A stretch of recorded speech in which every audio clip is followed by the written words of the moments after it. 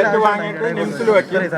നാളെ 3-നും 4-നും ഇടയ്ക്ക് എല്ലാ മഠാധിപതികളുടെ സാന്നിധ്യത്തിൽ ഒരു മഹാസമാധി ആണ് തീരുമാനിച്ചിരിക്കുന്നത്.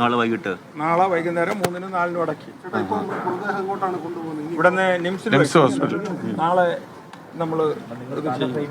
വലിയ ചടങ്ങാണ്. ആചാരപ്രകാരം ഒരു സാധുവിന് കിട്ടിയ അവഹേളന ഈ ജനസമൂഹം ഒന്നിച്ചേറ്റുവാങ്ങി അത് അദ്ദേഹത്തിന് മാന്യമായ ഒരു അംഗീകാരം കൊടുക്കുന്ന രീതിയിലുള്ള വലിയ ചടങ്ങാണ് പ്ലാൻ ചെയ്യുന്നത്. ഇപ്പൊ ഡോക്ടർമാരുമായി സംസാരിച്ചാണ് അത് പോലീസ് പറഞ്ഞാണോ സ്വാഭാവികം? അല്ല, സ്വാഭാവികം എന്നുള്ളത് പോലീസും ഡോക്ടറും പറഞ്ഞ കാര്യം തന്നെ. ഇനി അതിന്റെ മറ്റു പരിശോധനകളൊക്കെ സ്വാഭാവികമായിട്ട് കാണുമല്ലോ. ഇനി അതുകൊണ്ടാണ് ചോദിച്ചത്. കാരണം രാസപരിശോധന ഫലം വരാനുണ്ട്.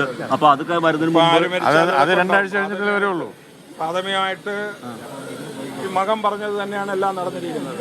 കുടുംബം എന്താണോ പറഞ്ഞത്. അല്ല, ഒരു കാര്യം ഞങ്ങൾക്ക് പറയാനുള്ളത്, ഇപ്പോൾ ഈ ഗോപൻ സ്വാമിയുടെ സമാധി അതേ ഒരു മഹാസമാധിയായിരുന്നു നടന്നത്. ആ സമാധിയെ മനഃപൂർവ്വം ചില ആൾക്കാര്, സങ്കുചിത വിഭാഗക്കാര് അതിനെ ഇല്ലാതാക്കുകയാണ് ചെയ്തിട്ടുള്ളത്. ഇത് ഏറ്റവും വലിയ മഹാസമാധിയായിരുന്നു. പക്ഷെ അദ്ദേഹം ഒരു സാധുവായിരുന്നു.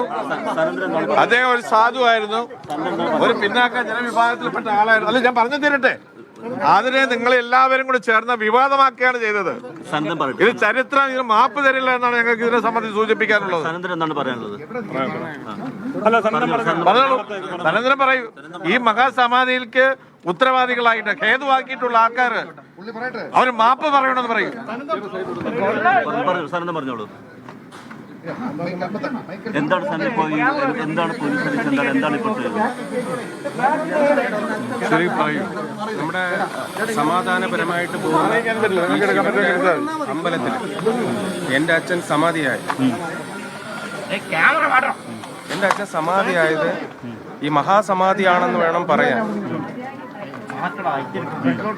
ഇതിന് തടസ്സം നിന്നവർക്ക് വേണ്ടി നിയമപരമായി നടപടികൾ എടുക്കണം. നിയമപരമായി നടപടികൾ എടുത്തേ പറ്റൂ.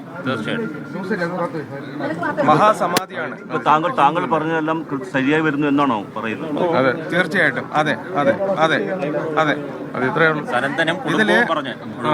ഇതിലിനി നമുക്ക് ഇതിലിപ്പോ ഏറ്റവും കൂടുതലായിട്ട് മുന്നോടിയായിട്ട് നിന്നത് വിഷ്ണുപുരം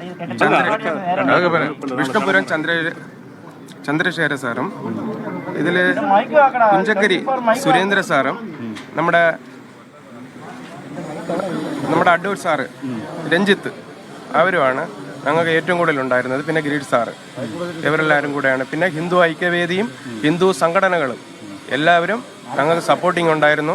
എല്ലാവരുടെ ഒരിതുണ്ടായിരുന്നു. പിന്നെ എനിക്ക് പറയാനുള്ളത്, ഹിന്ദു ആചാരത്തെ വ്രണപ്പെടുത്തിയ ഇതിൽ ആരൊക്കെയുണ്ടോ അവരുടെ പേരിനെല്ലാം നിയമ നടപടികൾ എടുത്തേ പറ്റൂ.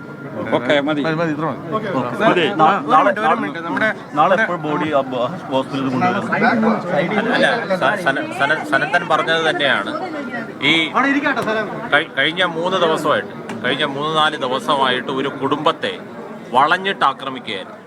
ആ കുടുംബം പറയുന്ന ഒരു കാര്യം പോലും, അതിൽ 1% പോലും നിങ്ങൾ ആരും വിശ്വസിക്കാൻ തയ്യാറായില്ല. ആ കുടുംബത്തിനോട് സത്യം റിപ്പോർട്ടർമാർ ചോദിക്കുക, സമാധി സർട്ടിഫിക്കറ്റ് എവിടെ എന്ന് വരെ ചോദിച്ച് ആ ഒരു കുടുംബത്തെ ഇങ്ങനെ വേട്ടയാടാമോ? സമാധി സർട്ടിഫിക്കറ്റ് എവിടെ? അങ്ങനെ ഒരു സർട്ടിഫിക്കറ്റ് ഉണ്ടോ? സമാധി സർട്ടിഫിക്കറ്റ്. അപ്പോൾ ആ കുടുംബത്തെ ഇങ്ങനെ നിങ്ങൾ വേട്ടയാട്. അത് വളരെ വിദ്യാഭ്യാസമൊക്കെ കുറഞ്ഞ ആൾക്കാർ, അവരുടെ വായിൽ നിന്ന് എന്തെങ്കിലും ഒരു പാകപ്പിഴ വന്നാൽ പോലും അതിനെ ഇങ്ങനെ വേട്ടയാടിയിരുന്നു. തീർച്ചയായിട്ടും വളരെ വിഷമമുണ്ട്. എന്നാലും ഈ ഒരു അവസരത്തിൽ കൂടുതലായിട്ടൊന്നും പറയുന്നില്ല. കുടുംബം എന്താണോ പറഞ്ഞത് അത് ശരിയാണ്, സത്യമാണ് എന്ന് തെളിയുകയാണ്.